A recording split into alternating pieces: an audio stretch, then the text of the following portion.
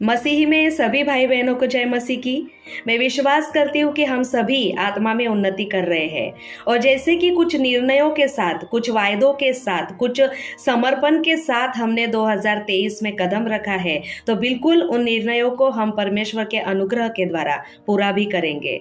2010 में मेरा उद्धार हुआ और जब 2010 में मेरा उद्धार हुआ और जब मैं प्रभु में बढ़ रही थी तो मैंने नए नियम को पढ़ा और जैसे मैंने नए नियम की किताब को पढ़ना शुरू किया और जैसे मैं मत्ती की किताब पढ़ रही थी, यूहन्ना की किताब पढ़ रही थी, लूका को पढ़ रही थी और जैसे मैंने परमेश्वर प्रभु के जीवनी को पढ़ना शुरू किया और तब मुझे पता चला कि परमेश्वर कितना अद्भुत है, परमेश्वर हमसे कितना प्रेम करता है, परमेश्वर मुझे पापों की क्षमा भी कर सकता है, परमेश्वर में मेरे लिए अवसर है। और इन सारी बातों को पढ़ते वक्त मेरे जीवन को एक नई दिशा मिली और सबसे ज़्यादा एक वचन मेरे पढ़ने में आया और जिस पर मेरा बहुत ज़्यादा ध्यान केंद्रित हुआ और उसी वचन के द्वारा परमेश्वर के वचन के अगुवाई का महत्व मुझे मेरे जीवन में बहुत ही गंभीरता से पता चला। वो वचन है लूका अध्याय 6, उसका वचन 32 से लेकर 36 तक। यहाँ पर लिखा है कि यदि तुम अपने प्रेम रखने वालों के साथ प्रेम रखो तो तुम्हारी क्या बड़ाई। मैं ऐसी ही थी, जब मैं प्रभु को नहीं जानती थी मैं उन्हीं लोगों से प्रेम रखती थी जो मुझसे प्रेम रखते थे। और यहाँ पर मैंने पढ़ा कि अगर तुम ऐसे हो तो तुम्हारी क्या बड़ाई। और मैंने आगे पढ़ा कि क्योंकि पापी भी अपने प्रेम रखने वालों के साथ प्रेम रखते। मैं जो मुझसे प्रेम करते थे उनसे मैं भी प्रेम करती थी, जो मुझे कुछ देते थे उन्हें मैं भी सब कुछ दे सकती थी। और मैंने पढ़ा कि पापी लोग भी ऐसा ही करते हैं, तो मैं अगर मेरे प्रेम रखने वालों से ही प्रेम रखती हूँ तो मेरी क्या बड़ाई। और आगे लिखा है कि यदि तुम अपने भलाई करने वालों ही के साथ भलाई करते हो तो तुम्हारी क्या बड़ाई। मैं वैसी ही थी, मैं उन्हीं के साथ भलाई करती थी जो मुझसे कुछ भलाई करते थे। यदि तुम उन्हें उधार दो जिनसे फिर पाने की आशा रखते हो तो तुम्हारी क्या बड़ाई। मैं बिल्कुल ऐसी ही थी, मैं कभी भी किसी को 1 रुपया तक नहीं छोड़ती थी। मैं उन्हें उधार देती थी जो मुझे उस उधारी को वापस भी दे सकते थे। और यहाँ पर लिखा है कि तुम्हारी क्या बड़ाई, क्योंकि पापी लोग भी ऐसा ही करते हैं। और 35 वचन में मैंने आगे पढ़ा कि वरन अपने शत्रुओं से प्रेम रखो और भलाई करो। मैंने यहाँ पे पढ़ा कि अरे मुझे शत्रुओं से प्रेम करना है, जो मुझे अपमानित करते हैं, जो बदनाम करते हैं, जो मेरे लिए बुरा सोचते हैं, बुरा बोलते हैं। और प्रभु का वचन यहाँ पर कह रहा है कि तुम अपने शत्रुओं से प्रेम रखो और भलाई करो। और कैसी भलाई करो, फिर पाने की आशा न रखकर उधार दो और तुम्हारे लिए बड़ा फल होगा और तुम परम प्रधान के संतान ठहरोगे। इस वचन ने मेरे जीवन पर बहुत बड़ा प्रभाव छोड़ा। यहाँ पर मैं जान पाई कि सच्चा प्रेम क्या है, सच्चा देना क्या है, सच्ची भलाई क्या है। और यहाँ से मेरे जीवन को एक नई दिशा मिली और जैसे मैं प्रभु में आगे बढ़ती गई, प्रभु की स्तुति हो कि प्रभु ने इन बातों में मुझे लेकर आया और आज मैं उनसे भी प्रेम करती हूँ जो मुझसे प्रेम नहीं करते। आज मैं उन्हें भी क्षमा करती हूँ जो क्षमा के योग्य नहीं है। आज मैं उनसे भी भलाई करती हूँ जो मुझे वापस नहीं दे सकते। और मैं बहुत ज़्यादा उन्हें उधार देती हूँ जो मुझे कभी भी वापस कर नहीं पाएंगे, क्योंकि मैंने प्रभु यीशु की जीवनी को समझा।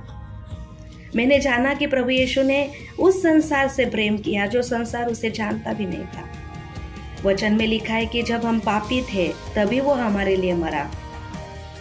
प्रभु यीशु की पूरी जीवनी को जब मैंने देखा तो मैंने देखा कि उसने कंगालों से प्रेम किया, उसने चुंगी लेने वालों से प्रेम किया, उसने वेश्याओं से प्रेम किया, उसने लुटेरों से प्रेम किया, उसने हत्यारों से प्रेम किया, उसने हर एक उस व्यक्ति को अवसर दिया जो उस अवसर के योग्य भी नहीं थे।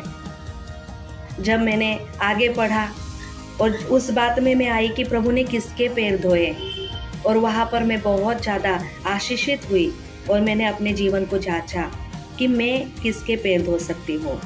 प्रभु यीशु मसीह ने उसके पैर धोए जो उसको इनकार करने वाला था।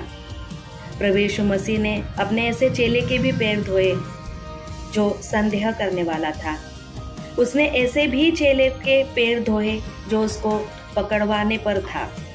उसने उन सभी चेलों के पैर धोए जो एक समय पर जब मुसीबत आने वाली थी तो सब उसको छोड़कर भाग जाने वाले थे, उनके भी पैर धोए। और ये वचन बस 2010 में ही नहीं, लेकिन आज भी मुझे जांचने के लिए प्रवृत्त करता है।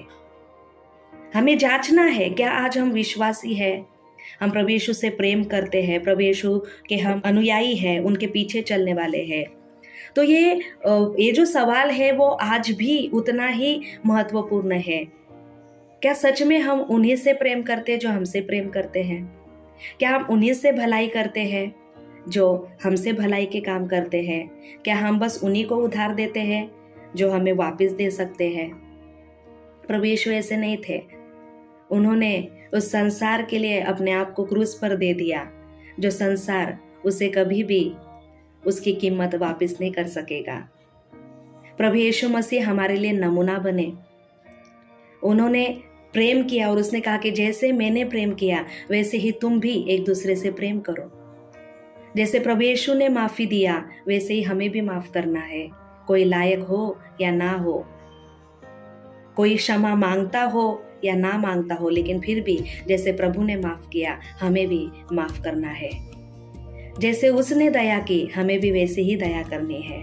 जैसे प्रभु यीशु मसीह ने भलाई की वैसे ही हमें भी भलाई करना है। और वचन कहता है कि अगर इस रीति से तुम एक दूसरे से प्रेम करते हो जैसे मैंने संसार से प्रेम किया तो तुम धन्य हो। ये सारे वचनों को हम रोज पढ़ते हैं, इन सारे वचनों को हम जानते हैं कि हमें भलाई करना है, हमें प्रेम करना है, हमें क्षमा करना है ना। लेकिन वो प्रभु यीशु का वचन यूहन्ना अध्याय 13 के 17 वचन में लिखा है कि ये बातें हम जानते हैं पर इस पर चले तो हम धन्य हैं। इन सारी बातों को तो हम जानते हैं, लेकिन अगर हम इस पर चलते हैं तो हम धन्य हैं। 2023 के साल का पहला ही महीना है, तो हम क्यों ना हम और ज़्यादा समर्पित हो जाए, क्यों ना हम पूरी रीति से प्रभु की इच्छा में आ जाए। प्रभु यीशु मसीह उन लोगों से कभी भी संतुष्ट नहीं है जो उस अपने मुख के द्वारा हमेशा प्रभु का स्तुति करते रहते हैं, लेकिन प्रभु आपके हृदय से स्तुति चाहता है। हाँ, प्रभु हमारे कामों से नहीं लेकिन हमारे हृदय से भलाई चाहता है। प्रभु माफी मुंह के द्वारा नहीं लेकिन हृदय से माफी चाहता है। प्रभु का संबंध हमारे हृदय के साथ है। प्रभु हमारे हृदय को जानता है। इसलिए हम देखते हैं ना, निकोदेमुस यीशु मसीह के पास आए और प्रभु यीशु मसीह को पता था कि ये सरदार है, यहूदियों का सरदार है, ये दशमांश देने वाला व्यक्ति है, ये 2 घंटे प्रार्थना करने वाला व्यक्ति है, ये सप्ताह में 2 बार उपवास करने वाला व्यक्ति है। लेकिन फिर भी प्रभु यीशु मसीह ने उसे क्यों कहा कि तुझे नए सिरे से जन्म लेने की आवश्यकता है? क्योंकि प्रभु यीशु मसीह निकोदेमुस के हृदय को जानते थे। निकोदेमुस ऐसा व्यक्ति था जो अपने बाहरी कामों के द्वारा परमेश्वर को संतुष्ट करता था, लेकिन उसका हृदय परमेश्वर से बहुत ही दूर था।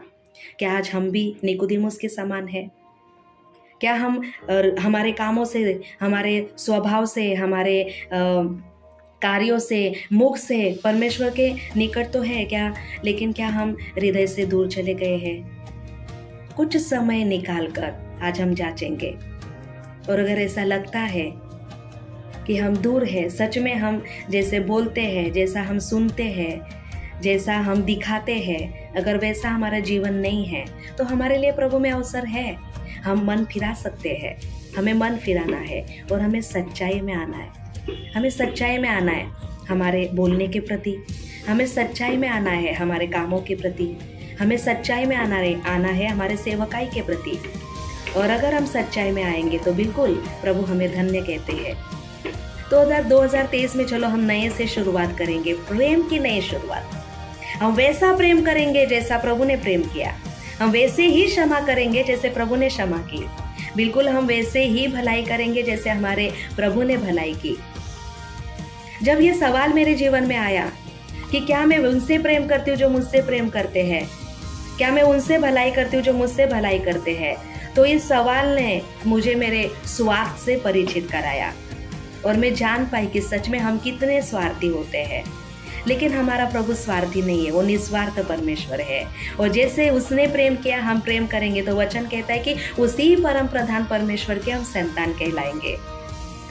तो हम बिल्कुल हमारे परमेश्वर की संतानें हैं। तो आज से हम निर्णय लेंगे और हम निस्वार्थ प्रेम, निस्वार्थ क्षमा, निस्वार्थ भलाई, निस्वार्थ दया और निस्वार्थ परमेश्वर की गवाही देने वाले हम बनेंगे। प्रभु इस वचन से आपके प्रेम के स्वभाव को स्थापित करें। और क्या हम ऐसा प्रेम कर सकेंगे? बिल्कुल कर सकेंगे। रोमियो अध्याय 5 के 5 वचन में लिखा है कि पवित्र आत्मा के द्वारा परमेश्वर का प्रेम हमारे मन में डाला गया है। तो बिल्कुल परमेश्वर का ही प्रेम हमारे अंदर डाला गया है और पवित्र आत्मा के सहायता से उस निस्वार्थ प्रेम, उस अगापे प्रेम को हम संसार के साथ बांट सकते हैं कि संसार भी हमारे भले कामों को देखकर हमारे स्वर्गीय पिता की महिमा करे। हालेलुया। प्रभु इस वचन से आप सभी को आशीषित करे। आमीन।